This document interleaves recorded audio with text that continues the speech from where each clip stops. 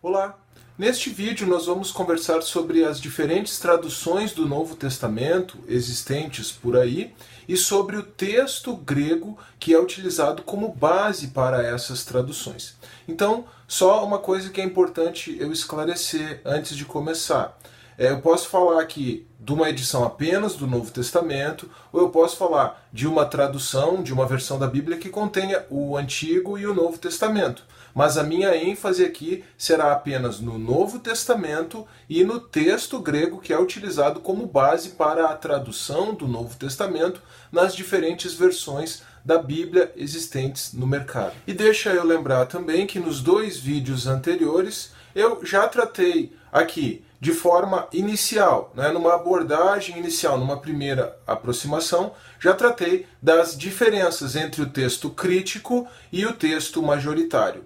E dentro da teoria do texto majoritário, nós temos então o texto da família 35, ou o Novo Testamento segundo a família 35, o texto grego editado pelo Dr. Wilbur Pickering. E esse texto, o texto da família 35, esse grupo de manuscritos é aquele que preservou a exata redação do texto original. Isso o Dr. Pickering nos demonstra a partir de dados objetivos, a partir da comparação de manuscritos dentro dessa grande massa majoritária de manuscritos. Mas a respeito disso, eu vou ter que tratar num outro momento, numa outra oportunidade ou em outras oportunidades ao longo desta série de vídeos aqui.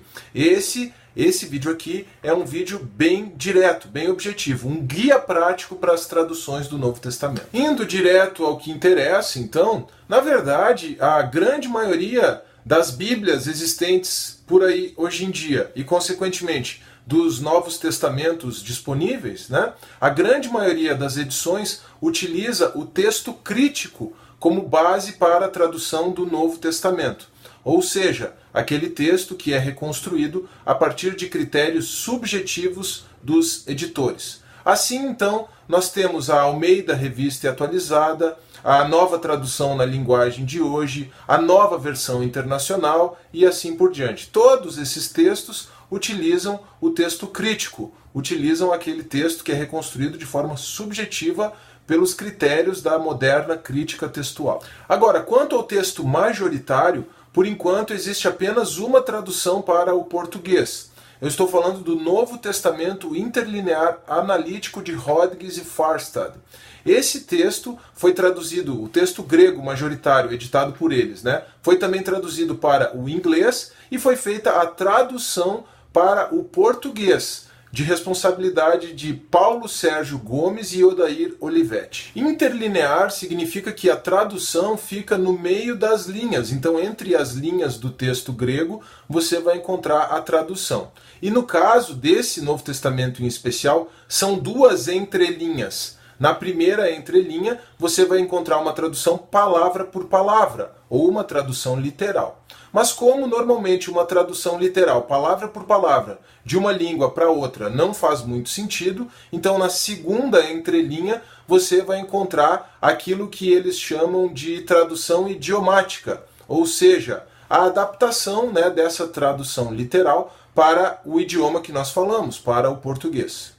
Agora, o Novo Testamento, segundo a família 35, do Dr. Wilbur Pickering, ainda não foi traduzido para o português. O próprio Dr. Pickering já traduziu o texto grego dele para o inglês e ele mesmo também está trabalhando atualmente no processo de tradução para o português. Mas esse trabalho de tradução para o português ainda não está pronto. Eu, particularmente, também estou traduzindo o texto da família 35 para o português. Mas eu estou fazendo isso de forma bastante lenta, no ritmo que eu consigo, com todas as minhas outras atividades aí paralelas. Eu tenho postado, então, o meu ritmo tem sido mais ou menos de um verso por dia. Eu tento manter esse ritmo, mas às vezes eu não consigo. Eu tenho postado essa tradução lá no Facebook, um verso por dia, acompanhado de comentários. Esses comentários, na verdade, me ajudam também no trabalho de tradução, e é por isso que eu faço eles. Então, eu posto a tradução literal e o comentário, um verso por dia, tento manter esse ritmo, lá na página Teodidatas no Facebook. E depois que a tradução e os comentários estão prontos, eu organizo tudo num arquivo de PDF, na verdade em 2 arquivos, né? Um para as traduções e outro para os comentários, e deixo isso disponibilizado também numa pasta pública no Google Drive. E agora que eu mencionei esse meu trabalho despretensioso de tradução, eu posso falar um pouquinho sobre métodos de tradução. Eu, particularmente, dou preferência para uma tradução literal, ou seja, palavra por palavra, tentando reproduzir o sentido literal. E nesse sentido literal, isso está envolvido também a classe gramatical da palavra. Se é um substantivo no original, um substantivo na tradução. Se é um adjetivo no original, um adjetivo na tradução. Se é um verbo no original, um verbo na tradução. E assim por diante. Mas como eu mencionei antes, uma tradução literal palavra por palavra acaba normalmente não fazendo sentido. Então é óbvio que eu preciso fazer adaptações. E dentre essas adaptações, a principal é rearranjar a ordem das palavras nas frases. Porque o grego ele tem uma natureza bem diferente do português. E a índole do grego permite um arranjo bem livre das expressões nas frases, o que a gente não pode manter de forma simétrica, de forma totalmente correspondente no português. Mas além dessa tradução literal, que é aquela que eu uso de base para fazer os comentários, eu faço depois também uma tradução livre. Nessa tradução livre eu procuro me ater ainda preso ao sentido original, e por isso muitas vezes eu me atenho e mantenho determinadas palavras e determinadas expressões que são encontradas no original, mas eu uso de muito mais liberdade, eu reescrevo, eu acrescento coisas para tentar tornar o sentido do texto mais compreensível. Então essa é uma tradução realmente livre, essa segunda tradução que eu faço. E com isso eu posso falar um pouquinho sobre estilos de tradução, né? Toda tradução pressupõe necessariamente um trabalho de interpretação da parte do tradutor.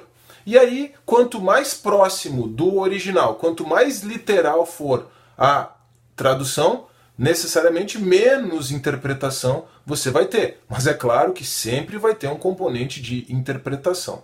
Agora, o que tem autoridade objetiva é o texto original. Por isso a importância de nós sabermos a exata redação do texto original e por isso a importância do trabalho do Dr. Pickering, né, de nos demonstrar aí a exata redação no texto da família 35.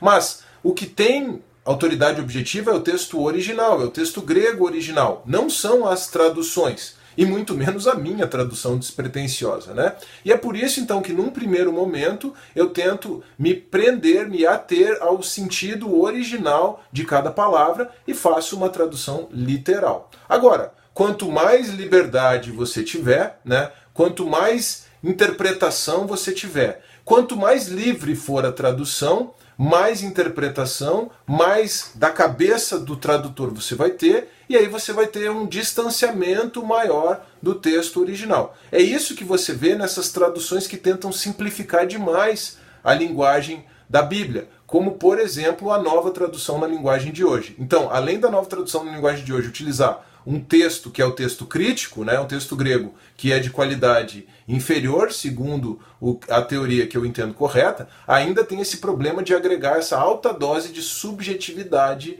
ao texto na tradução. E agora que eu falei um pouquinho sobre estilos de tradução e métodos de tradução, né, vamos voltar a falar sobre o texto grego, porque eu deixei uma edição importante também do texto grego de fora da conversa até agora.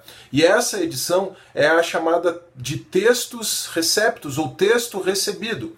O texto recebido, ele é um texto que tem a sua ligação direta com o nascimento aí das edições impressas do Novo Testamento. Então, quando se deixou para trás a era dos manuscritos, o primeiro texto publicado de forma impressa, o primeiro texto grego publicado de forma impressa, e que também foi o texto utilizado para as traduções na época da Reforma Protestante, é o texto recebido, ou textos receptos. Esse é o texto grego que está por trás da Almeida Corrigida Fiel em português e da King James em inglês. E a King James também tem uma tradução para o português. Então, se você quiser ter acesso ao textos receptos ou ao texto recebido, as melhores opções são a Almeida Corrigida Fiel e a King James, seja em inglês, seja em português. Esse texto recebido, na verdade, é uma variação do texto majoritário. Mas para você compreender isso melhor, eu precisaria falar especificamente sobre o texto recebido,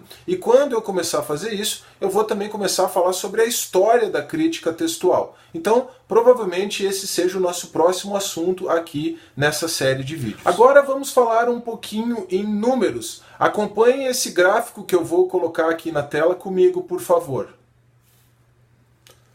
O texto crítico tem cerca de 8% de diferença para o texto majoritário. O texto da família 35, editado pelo Dr. Pickering, é 0,2% diferente do texto majoritário do Rodgers e Farstad, aquele que tem a tradução para o português. Já o Textus Receptus, ou texto recebido, sobre o qual eu pretendo falar em breve, é cerca de 2% diferente do texto majoritário. Ah, e você deve ter notado que a Almeida Revista e Corrigida, também conhecida como ARC, que é uma Bíblia muito comum aqui no Brasil, não apareceu no gráfico. Na verdade, o texto grego que é traduzido na Almeida Revista e Corrigida é um misto entre o texto recebido e o texto crítico, e eu não saberia precisar a porcentagem em relação ao texto majoritário. Mas você percebe então que a Almeida Corrigida, em comparação com o texto majoritário, fica posicionada em algum lugar entre os 2% de diferença do texto Receptus e os 8% de diferença do texto crítico. Bom, esse gráfico que apareceu aqui na tela, daqui a pouquinho ele some, hein? Então se você precisar de mais um tempinho para considerar ele, clique no espaço ou dê um pause. Esse gráfico aí eu fiz com base no material preparado pelo próprio Dr. Pickering. E eu vou deixar o link para esse material do Dr. Pickering aqui na descrição. E aqui embaixo também na descrição do vídeo eu vou deixar o link para o Novo Testamento Interlinear Analítico de Rodgers e Farstad e também para a tradução para o inglês do Novo Testamento segundo a família 35 do Dr. Pickering. Vou deixar também o link para as pastas no Google Drive desse meu trabalho de tradução e comentários e para a página Teodidatas no Facebook, onde eu desenvolvo, ou pelo menos tento desenvolver, né, às vezes com alguns percalços, esse trabalho chamado Um Verso por Dia, em que eu posto tradução e comentário para um verso do Novo Testamento por dia. Se você quiser continuar acompanhando esta série de vídeos sobre o texto do Novo Testamento, sobre a crítica textual, e especialmente sobre o texto majoritário e a família 35, por favor, não se esqueça de se inscrever no canal. E não se esqueça também de deixar o seu like no vídeo, de compartilhar esse vídeo e de deixar um comentário. E até a próxima!